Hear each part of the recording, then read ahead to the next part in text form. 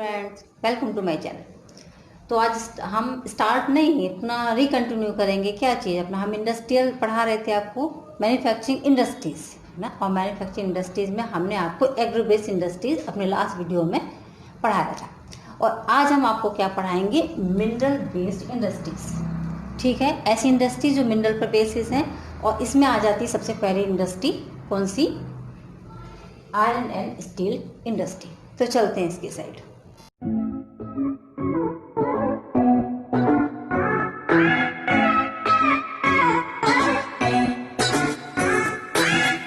Iron and steel industry is the basic industry. Basic क्यों है, क्योंकि ये एक ऐसी इंडस्ट्री है जो बाकी मतलब जितनी भी हैवी इंडस्ट्रीज़ हैं या मीडियम इंडस्ट्रीज़ हैं या बहुत ही स्मॉल इंडस्ट्रीज़ हैं, उन सब का बेस है ये। क्यों बेस है, क्योंकि उसमें बनने वाली मशीनरीज, उसमें यूज़ होने वाली मशीनरीज बनती तो भाई यही है। अब वो बनेगी किससे, आयरन से बनेगी, स्टील से बनेगी। आयरन और स्टील कहाँ बन रहा है, इस इंडस्ट्री में बन रहा है, इसलिए ये बेसिक हो गई है ना। डिफेंस में यूज़ होने वाले सामान, जितनी बड़ी बड़ी तोप होती हैं, या आप इमेजिन कर सकते हैं अपने आसपास भी कितनी सारी चीज़ें आयरन से और स्टील से बनी हुई है। सोचो अगर ये इंडस्ट्री ना हो तो अपने पास कुछ भी नहीं होगा। ठीक है ना। इसलिए इस इंडस्ट्री हमारी कैसी है, ये हैवी इंडस्ट्री और बेसिक इंडस्ट्री है। क्लियर है, ठीक है। अच्छा, इंडिया में तो भाई नहीं है, लार्जेस्ट प्रोड्यूसर कौन है इसका, ऑब्वियस है चाइना है। ठीक है ना। इंडिया इसकी स्पंज जो बनता है आयरन, स्पंज आयरन मैंने सॉफ्ट आयरन, वो तो इंडिया में बनता है, काफ़ी बनता है वो, बाकी नहीं है इसमें। ठीक है ना। अच्छा, और चलते थोड़ा सा आगे। अपने यहाँ सेल है जो पब्लिक यानी कि जो गवर्नमेंट के अंडरटेकन में है। ठीक है, steel authority of Indian limited, industries limited. उसके बाद टिस्को है, ये टाटा के अंडरटेकन आता है। ठीक है। अच्छा, आगे और चलते हैं। इसमें ये बनता किससे है भाई, है ना, किससे बनता है ये, तो इसमें आयरन और कोकिंग कोल यानी कोयला और लाइमस्टोन, इन तीनों को मिक्स किया जाता है 4:2:1 के रेशियो में, तकरीबन अबाउट बता रखा है। फिर इसमें बनाया जाता है मैग्नीज, जो उसको थोड़ा सा हार्ड कर देता है। ठीक, तभी तो भी चीज़ें बनेंगी। ठीक है, चलो और चलते हैं। इंडिया में जो प्लांट है इसके, ठीक है, जो प्लांट्स हैं, एक इंटीग्रेटेड प्लांट्स होते हैं और एक इसके होते हैं मिनी प्लांट्स। अब इंटीग्रेटेड क्या और मिनी प्लांट्स क्या है, देखो मिनी माने तो आपको नाम से समझ में आ गया होगा, जो छोटे प्लांट होंगे यानी कि छोटी इंडस्ट्रीज होंगी। इंटीग्रेटेड मीन्स हो जाता है बहुत बड़ा। ठीक है, इसके डिफरेंसेस भी एग्जाम में आपके यहाँ पूछ लिए जाते हैं। तो इंटीग्रेटेड मतलब बहुत बड़ा, ये तकरीबन हमारे इंडिया में 10 हैं, तकरीबन 10 हैं। और मिनी प्लांट तो बहुत सारे हैं, बहुत है। इसमें इंटीग्रेटेड प्लांट में जब सामान बनता है तो उसके लिए रॉ मटेरियल की यहाँ पर रिक्वायरमेंट होती है, जैसे आयरन और। ठीक है, लेकिन मिनी प्लांट में इसके स्क्रैप से काम चल जाता है, इसका स्क्रैप निकलेगा या इसका स्पंज होगा, उससे काम चल जाता है, उसी से वो लोग बना लेते हैं चीज़ों को। ठीक है, इसमें इससे बनने वाला प्योर स्टील बनेगा। देखिए, इससे बनने वाला क्या बनेगा, माइल्ड एंड एलॉय स्टील बनेगा। बहुत सॉफ्ट और एलॉय जो स्टील होती है वो बन जाती है इससे। समझ के डिफरेंसेस क्लियर हो गए। ये बहुत बड़े स्केल पे काम करता है और ये छोटे स्केल पे काम कर देता है। समझ गए डिफरेंसेस यहाँ पे। चलते हैं भाई, ये एक प्रोसेसिंग है कि कैसे बनाया जाता है आखिर स्टील, है ना। क्योंकि स्टील क्या है, स्टील बनाने के लिए, अच्छा हमने बताया था कि ये आपका क्या है, हैवी इंडस्ट्री में आ जाती है। हैवी इंडस्ट्री भी हमने इससे पहले बताया था, जिसका रॉ मटेरियल हैवी होता है। ठीक है, इसका तो रॉ मटेरियल भी हैवी है और इसका जो फिनिश्ड गुड्स है वो भी हैवी है। ठीक है, तो ये इंडस्ट्रीज़ वहीं सेट की जाती है जहाँ पर इसका रॉ मटेरियल मिल रहा हो, क्योंकि लाने ले जाने में उतनी कॉस्टिंग आ जाएगी, तो बेटर है कि इसको वहीं बना लिया जाए इसकी इंडस्ट्रीज़ को। तो ये कि लाने ले जाने वाली कॉस्ट हमारी कम हो जाती है। जैसे अपने यहाँ जो है ज़्यादातर छोटा नागपुर में है, ये छोटा नागपुर प्लेट्यूज में है ये, इसीलिए क्योंकि वहाँ पे ये बहुत ज़्यादा एक कह सकते हैं एम्पल बहुत अच्छे से मिल जाता है वहाँ पर। चलते हैं इसकी प्रोसेसिंग की साइड। सबसे पहले तो भाई आप ट्रांसपोर्ट के जरिए रॉ मटेरियल को पहुँचाएं। ट्रांसपोर्ट बिना ट्रक वर्क के कुछ नहीं होगा। देन सेकंड काम क्या होता है, फर्नेस। फर्नेस मतलब क्या होता है, भट्टियाँ, बहुत बड़ी बड़ी भट्टियाँ होती हैं यहाँ पर, बहुत बड़ी बड़ी भट्टियाँ होती हैं। उसमें iron ore is melted, limestone is flushing and material which is added, slag is removed coke is burn to the heat the core. इस सबको क्या कर दिया जाता है, यहाँ पे मेल्ट कर दिया जाता है। उससे क्या हो जाता है, स्लैग मतलब होता है लावा, है ना, उससे जो लावा निकलता है उसे वहाँ से उसमें से रिमूव कर दिया जाता है और उसमें क्या हो जाता है ना? ये लाइमस्टोन इसको उसमें मिक्स कर दिया जाता है। लाइमस्टोन से थोड़ा वो हार्डन बनता चला जाता है, ठीक है ना। और coke is burn to heat core, coke को जलाया जाता है जिससे ये कोर गर्म हो गई। यहाँ पे अगर हम फर्नेस के नीचे क्या जलाएंगे, कोक जलाते हैं। दो प्रोसेसिंग हो गई। थर्ड प्रोसेसिंग, ये अब ये मोल्ट हो गया, माने कि यहाँ पे क्या हो गया, ये मेल्टेड चीज़ें हमारे पास निकल के आ गई। उसको हम क्या करते हैं, कुछ मोल्ड्स होते हैं, मोल्ड्स माने जो एक खाने जैसे होते हैं ना, सांचे जो होते हैं सांचे, उसमें इसको भर दिया जाता है। उन सांचों को हम क्या कहते हैं, पिक्स कहते हैं। क्या कहते हैं, पिक्स। उसमें ये मोल्ट जितना भी जो मेल्टेड होता है, मेल्टेड मटेरियल, उसको उसमें ऐसे करके पलट दिया जाता है, उसे कहा जाता है पिग, है ना। पिग्स आयरन, उससे बन जाता है हमारा पिग्स आयरन। पिग्स आयरन बन गया। Pigs iron is further purified by melting and oxidising the impurities manganese, nickel, chromium are added. ये जो पिग आयरन होता है ये होता है कच्चा लोहा, ठीक है। इससे कच्चा लोहा बन जाता है और कच्चे लोहे को आगे और इसमें हम इसको प्योरीफाई करते हैं। प्योरीफाई करने के लिए हम उसमें क्या, मैग्नीज, निकल, क्रोमियम इसमें हम मिला देते हैं। जैसे ही आप उसके अंदर उसको मिला दोगे वो क्या बन जाएगा, वो यहाँ पर फाइन आयरन बन के तैयार हो जाता है। उसके बाद उसकी रोलिंग की जाती है, प्रेसिंग किया जाता है, कास्टिंग किया जाता है और फिर उसका फॉर्जिंग कर दिया जाता है। ये करने के बाद में प्रॉपर तरीके से आपका स्टील तैयार हो जाता है। इतनी प्रोसेसिंग से निकलता है ये, तो कॉस्टिंग तो ज़्यादा होगी ही होगी, समझ गए। इसको आप लिख लीजिएगा बहुत आराम से, इसीलिए हमने बिल्कुल क्लियर लिख दिया है यहाँ पे। चलते हैं भाई आगे, ठीक है। अब इतनी सारी चीज़ें पढ़ने के बाद क्या फीचर्स निकल के आते हैं। फीचर्स हम इसीलिए बाद में पढ़ाते हैं कि फीचर्स अब आपको खुद ही समझ में आ गए होंगे कि ये बहुत हैवी इंडस्ट्रीज है, क्योंकि इसमें रॉ मटेरियल भी इसका हैवी और फिनिश गुड्स भी इसका हैवी होने वाला है, ठीक है। ये हैवी, मीडियम और स्मॉल तीनों ही इंडस्ट्रीज के लिए यूजफुल है, ठीक है। इंडस्ट्रीज कहाँ सेटअप होंगी, अभी हमने बता दिया, close to the mineral rich area, ऐसी एरियाज में जहाँ पर मिनरल रिच हो, बहुत ज़्यादा मिनरल मिलते हैं, ठीक है। रिगार्डेड एज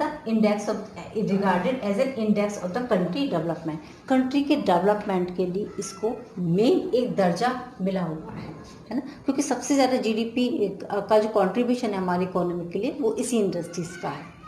आगे देखते हैं, ये पब्लिक सेक्टर है, माने पूरी तरीके से गवर्नमेंट के अंडरटेकन में है, प्राइवेट थोड़ा है लेकिन ज़्यादातर जो है ये पब्लिक सेक्टर ही इसमें है। फैक्टर्स कौन से आ जाते हैं जब हम किसी जगह पर इसको लोकेट करना देखते हैं, वो कौन से फैक्टर्स को हम ध्यान में रखते हैं। एक तो हमको इजीली रॉ मटेरियल अवेलेबल हो जाए, पास में जो हो, low cost of iron core जब हम निकलवाएं, है ना, माइनिंग करके, तो उसकी कॉस्टिंग वहाँ पर कम आ रही हो, ठीक है। चीप लेबर मिल जाए, क्योंकि बिना लेबर के तो होगा नहीं है। फिर पास होम मार्केट हमारा बहुत बड़ा हो, वो भी होम मार्केट हमारा बहुत बड़ा हो, ठीक है, जहाँ पर उसको हम सेल परचेस कर सकें। ट्रांसपोर्ट, क्योंकि लाने और ले जाने के लिए बिना ट्रांसपोर्ट के तो ये इंडस्ट्री सेटअप हो ही नहीं सकती है। लिबराइजेशन और एफडीआई ने इस इंडस्ट्री को बहुत ज़्यादा आगे बढ़ाया है। लिबराइजेशन, लिबर्टी दे देना किसको, इंडस्ट्रीज़ को, ठीक है, कि वो अपना काम करने के लिए फ्री हो जाती है। जो रेस्ट्रिक्शंस उन पर लगा दिए जाते हैं उससे उनको फ्री कर दिया गया। और एफडीआई, फॉरेन डायरेक्ट इन्वेस्टमेंट करवाया गया इसमें, इन इंडस्ट्रीज़ में, जिससे कि जो मनी की जो प्रॉब्लम थी, मनी से रिलेटेड जो प्रॉब्लम थी कंट्री के अंदर, वो थोड़ी सी यहाँ पर कम हो सकी। तो ये इंडस्ट्री आगे जा कर के काफ़ी ग्रो हुई। प्रॉब्लम भी आ जाती है भाई कुछ, एक तो ये हाई कॉस्ट, भाई अभी हमने बताया इतनी सारी चीज़ें हैं, ट्रांसपोर्ट से लेकर के आयरन ओर से लेकर के कॉस्टिंग बहुत हाई रहती है इसकी। मेन प्रॉब्लम को इंडिया, आपको पता ही है कि इंडिया बहुत ज़्यादा रिच कंट्री नहीं है। कुकिंग कोल जो है वो बहुत ज़्यादा नहीं मिल पाता है, तो उसके लिए भी देखना पड़ता है कि वो किस जगह पर ज़्यादा तो इंडस्ट्री सेट वहाँ पर हो सकती है। लेबर नहीं मिलते हैं, चीप लेबर की कमी हो जाती है। पावर सप्लाई इंडिया में नहीं सही है, ठीक है, एकदम जो आती रहे लाइट, ऐसा नहीं होता, बीच बीच में ब्रेक हो जाता है। और क्या प्रॉब्लम आ गई, पुअर इंफ्रास्ट्रक्चर है। इंडिया का जो इंफ्रास्ट्रक्चर है वो पुअर है, उसकी वजह से भी इस इंडस्ट्री को थोड़ी प्रॉब्लम फेस करनी पड़ती है। फिर भी हम कहते हैं कि एफडीआई और लिबरेशन ये दो चीज़ें ऐसी हुई कि उसके बाद इस इंडस्ट्री ने ग्रो करना काफ़ी शुरू कर दिया।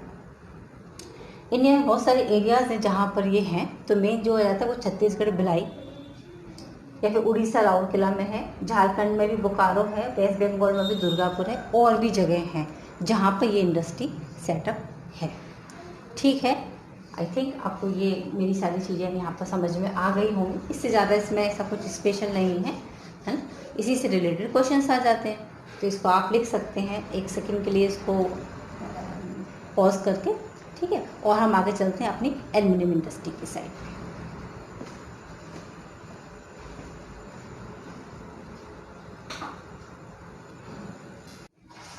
ओके, तो आ जाते हैं अपनी हम दूसरी industry, aluminium smelting. Aluminium smelting ये भी हमारे यहाँ एक बहुत बड़ी इंडस्ट्री है। बहुत बड़ी इंडस्ट्री क्यों है? क्योंकि एल्युमिनियम आप समझ रहे हैं, स्टील का समझ लीजिए सब्स्टिट्यूट है।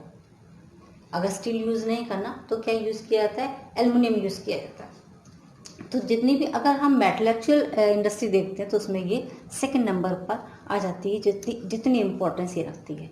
इंडिया में तकरीबन इसके 8 प्लांट हैं। कितने प्लांट्स हैं? 8 प्लांट हैं, समझ गए?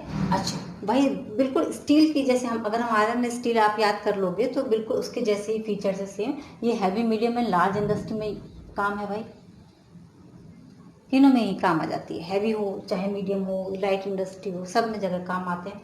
रॉ मटेरियल कैसा है भाई? बल्कि है। ठीक है, अपने इंडिया में एरियाज हैं उड़ीसा, वेस्ट बंगाल, केरला, यूपी, छत्तीसगढ़, महाराष्ट्र, तमिलनाडु, इतनी जगह पर इसके प्लांट्स हैं। प्लांट कहाँ होंगे ये भी आपको पता है, जहाँ पर रॉ मटेरियल मिल रहा होगा वहीं पर इसका प्लांट होगा। क्लोज टू रॉ मटेरियल, इसमें रॉ मटेरियल कौन सा यूज होता है अभी हम आपको बताने वाले हैं। लेबर जहाँ चीप मिल रहा हो, होम मार्केट जहाँ अच्छा हो, ट्रांसपोर्ट सिस्टम, ऑब्वियस बात है ट्रांसपोर्ट सिस्टम का इसका में अच्छा होना जरूरी है, क्योंकि बल्कि रॉ मटेरियल है, ट्रांसपोर्ट अच्छा होना ही चाहिए। पावर सप्लाई रेगुलर होनी चाहिए, इरेगुलर नहीं। मशीनरीज कैसे बनेंगी, कैसे चलेंगी, कैसे काम होगा। और क्लोजनेस टू मार्केट, मार्केट हमारा पास हो। तो ये एल्युमिनियम से बनने वाली चीज़ें कौन सी हैं भाई? एयरक्राफ्ट में बहुत ज़्यादा यूज़ होता है, यूटेंसिल्स बनते, बर्तन बनते हैं इससे, है ना। वायर बनाने में, इलेक्ट्रिक वायर बनाने में इसका काम किया जाता है ना। तो ये सारी चीज़ें इसमें यूज़ हो जाती हैं। चलते हैं रॉ मटेरियल की बात, अभी हम आपको कर रहे थे। इसमें रॉ मटेरियल यूज़ होता है बॉक्साइट। बॉक्साइट क्या है? रॉक्स होती हैं, कुछ रेडिश, डार्क रेडिश कलर में होती हैं। बॉक्साइट यूज़ किया जाता है, बड़े बड़े रॉक्स ली जाती हैं और वो उससे ये बनाते हैं। बॉक्साइट रॉ मटेरियल में यूज़ किया, प्रोसेस हम बता रहे हैं इसका। उसे क्रश कर लिया जाता है, ठीक है। क्रश करने के बाद एल्युमिना उससे डिजॉल्व होकर के बाहर आना शुरू हो जाता है। बस एल्युमिना जो आ जाता है उसके बाद मॉल्टन मेटल उसमें बन जाता है, और उससे इलेक्ट्रोलाइट, यानी कि अब हमारी क्या बन के आ जाती है, हमारे पास स्मेल्टिंग एल्युमिनियम आ जाता है निकल के, जो फिर जगह जगह शिप कर दिया जाता है, जिससे जगह बहुत सारा सामान बना लिया जाता है। क्लियर है? जैसी स्टील इंडस्ट्री है, बहुत कुछ उसके जैसा ही ये है। क्लियर हो गया होगा? ठीक है, चलते हैं नेक्स्ट इंडस्ट्री की साइड।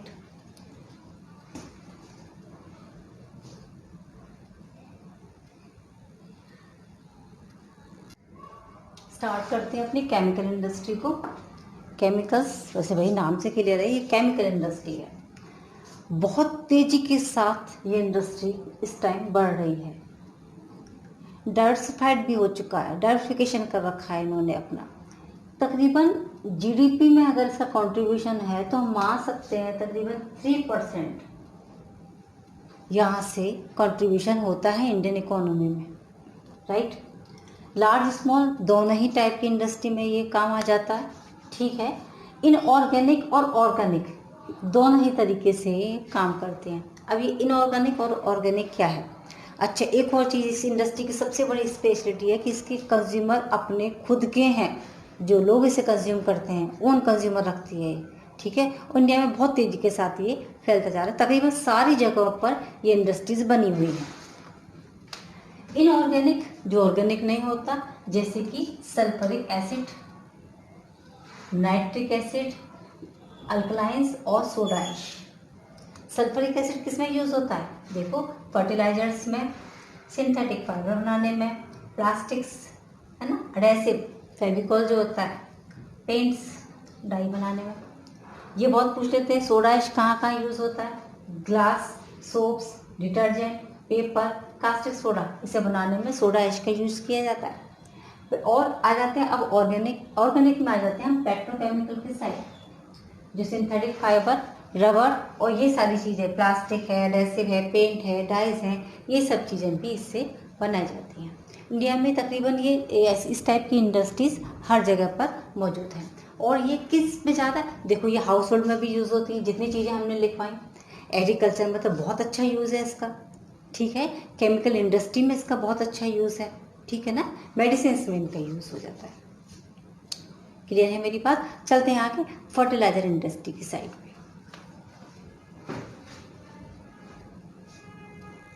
तो भाई स्टार्ट करते हैं अपनी अब fertiliser industry. Fertiliser industry India में सबसे पहले कहाँ कब बनी थी, 1906 में रानीपत तमिलनाडु में बनी थी, ठीक है। अच्छा, इंडिया ये तो चलो पहले हम ये बता देते हैं कि इससे होने वाला जो प्रोडक्शन है वो क्या होता है। माने फर्टिलाइजर इंडस्ट्रीज होती हैं वो किस चीज़ का प्रोडक्शन करती हैं। देखो सबसे पहले नाइट्रोजीनियस फर्टिलाइजर, जिसे हम यूरिया भी कह सकते हैं, मेनली यूरिया बनता है। नाइट्रोजीनियस फर्टिलाइजर की अपने इंडिया में तकरीबन 57 यूनिट्स हैं और इंडिया इसका थर्ड लार्जेस्ट प्रोड्यूसर है। किसका, नाइट्रोजीनियस फर्टिलाइजर्स का, समझ गए। और क्या बनाते हैं इसमें, ये बनाते हैं फॉस्फेटिक फर्टिलाइजर्स और अमोनियम फॉस्फेट, जिसे हम DAP भी कह सकते हैं। इसकी तकरीबन 9 यूनिट्स हैं इंडिया में। और क्या बनाते हैं, कॉम्प्लेक्स फर्टिलाइजर बनता है जो N यानी कि नाइट्रोजन और फॉस्फोरस और पोटाश, इन तीनों से मिलकर के बनता है। पोटाश इंडिया में ज़्यादातर इंपोर्ट किया जाता है क्योंकि इसकी जो रिजर्व्स है इंडिया में वो बहुत कम है, या ये मान लीजिए कि वो है ही नहीं, तो ये ज़्यादातर पोटाश जो है वो इम्पोर्ट कर लिया जाता है, ठीक है। अच्छा आगे चलते हैं। 10 इसके तकरीबन 10 पब्लिक सेक्टर में है और एक है अकेली यूनिट जो कोऑपरेटिव सेक्टर में है, ठीक है। मेन एरियाज इसके गुजरात, तमिलनाडु, बिहार, उत्तर प्रदेश, पंजाब, राजस्थान, केरला, आंध्रा, MP, उड़ीसा, गोवा, वेस्ट बंगाल और कर्नाटका भी है। इतनी जगह पर इसकी यूनिट्स बने हुए, यूनिट्स मतलब इसकी इंडस्ट्रीज सेटअप। चलते हैं आगे, हम अब चलेंगे अपनी सीधे सीमेंट इंडस्ट्रीज की साइड पे।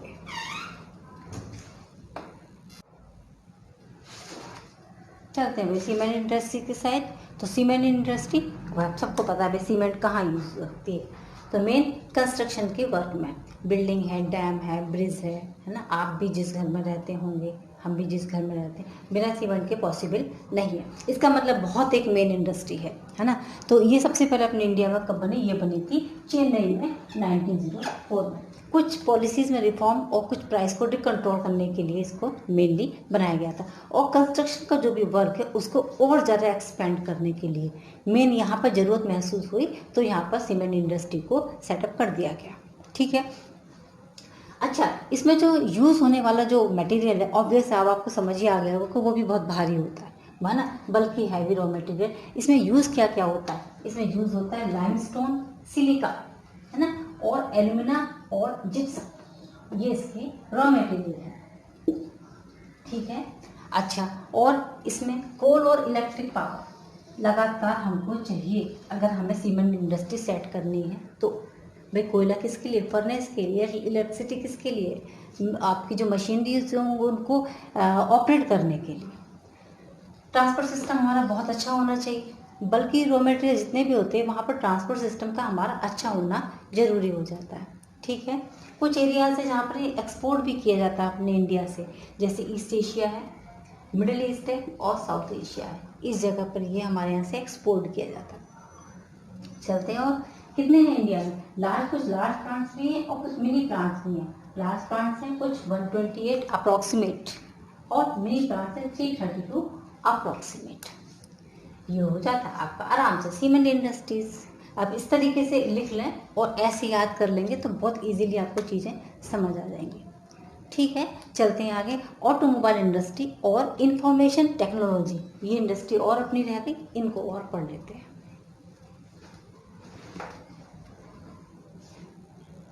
चलिए भाई चलते हैं आज के इस वीडियो के लास्ट टॉपिक की side, automobile industry and information technology and electronics industry की साइड। ऑटोमोबाइल आप जानते हैं ना, जितनी भी सब गाड़ियाँ होती हैं, कार है, ट्रक है, जो भी पैसेंजर को कैरी करने के लिए, तो सब ऑटोमोबाइल इंडस्ट्री के अंदर आते हैं, right.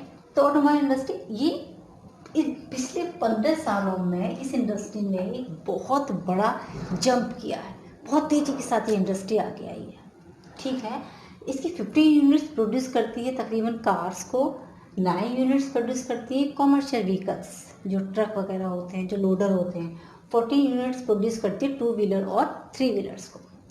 FDI electrode growth, FDI मतलब फॉरेन डायरेक्ट इन्वेस्टमेंट ने तक इस इंडस्ट्री को एक बहुत अच्छी growth the. Delhi, Gurgaon, Mumbai, Pune, Chennai, Kolkata, Lucknow, Indore, Hyderabad, Jamshedpur and Bengaluru इसके मेन सेंटर्स हैं, ठीक है। चलते हैं आगे इंफॉर्मेशन टेक्नोलॉजी की साइड। इंफॉर्मेशन टेक्नोलॉजी भाई एक नई टेक्नोलॉजी, बहुत जो अब इस टाइम आगे बढ़ती जा रही है इंडस्ट्री, ये उस इंडस्ट्री में है, हमारी कम्युनिकेशन से रिलेटेड सारा, ठीक है। अच्छा, ये इसका जो main electronic capital of India में कहा जाता है किसको? बेंगलुरु को। टीवी, फोन, रेडियो, कंप्यूटर्स, आपके लैपटॉप, जितने भी कम्युनिकेशन के होते हैं, एक्सचेंज, ठीक है, टेली कम्युनिकेशन का जितने भी इंडस्ट्रीज है वो सारी इसके अंदर आ जाती है। तकरीबन इंडिया में 46 सॉफ्टवेयर पार्क्स हैं, ठीक है। इसमें ज़्यादातर क्योंकि ईजी हो जाता है और थोड़ा सा सेफ भी है, इसकी 30% जो वर्क फोर्स है यहाँ पर वो वुमेन है। BPO सेक्टर इसमें बहुत आगे बढ़ रहा है। BPO मतलब बिजनेस प्रोसेसिंग आउटसोर्सिंग, बिजनेस ज़्यादातर इन सेक्टर से किया जाता है, बहुत तेज़ी के साथ आगे बढ़ रहा है। हार्डवेयर और सॉफ्टवेयर, हार्डवेयर जितने भी ऐसे पार्ट जिनको हम फिजिकली टच कर सकते हैं, डेट इज कॉल्ड हार्डवेयर, और सॉफ्टवेयर वो जो एप्लीकेशंस उसमें यूज़ किए जाते हैं, डेट इज कॉल्ड सॉफ्टवेयर। इनके रिलेटेड कोर्स किए जाते हैं, नहीं किए जाते हैं, वो सारी चीज़ें बहुत तेज़ी के साथ ग्रो कर रहे हैं। इंडिया में सेंटर्स हैं इसके मुंबई, दिल्ली, हैदराबाद, पुणे, चेन्नई, कोलकाता, लखनऊ एंड कोयम्बटूर। ये थी आपकी इंडस्ट्री से रिलेटेड जानकारियाँ, ठीक है। इंडस्ट्री हमने बहुत अच्छे से पढ़ ली और हमको समझ में भी आ गया कि इंडस्ट्री हमारे लिए कितनी बेनिफिशियल है, कितनी सारी चीज़ें देती है। तो क्या इसके कोई ड्रॉबैक्स नहीं है? क्या इससे हमें कोई भी ऐसा नहीं हो रहा कि हमको कोई भी प्रॉब्लम हो रही है या कुछ भी हानियाँ पहुंच रही हैं, डिसएडवांटेजेस हो? डेफिनेटली हैं, क्योंकि हर चीज़ के दो पहलू होते हैं। नेक्स्ट वीडियो में मिलते हैं कुछ इसकी ऐसी प्रॉब्लम को लेकर के कि आखिर की इंडस्ट्री हमको किस तरीके से हार्मफुल हो सकती है। तो मिलते हैं नेक्स्ट वीडियो में। ओके चिल्ड्रन, इसको रिवाइज करिएगा, बहुत सारी नहीं है, जब आप पढ़ेंगे आपको समझ आ जाएगा कि ये बहुत इसी तरीके से आपको याद भी होता जा रहा है। तो मिलते हैं नेक्स्ट वीडियो में, तब तक के लिए चिल्ड्रन टेक केयर, बाय।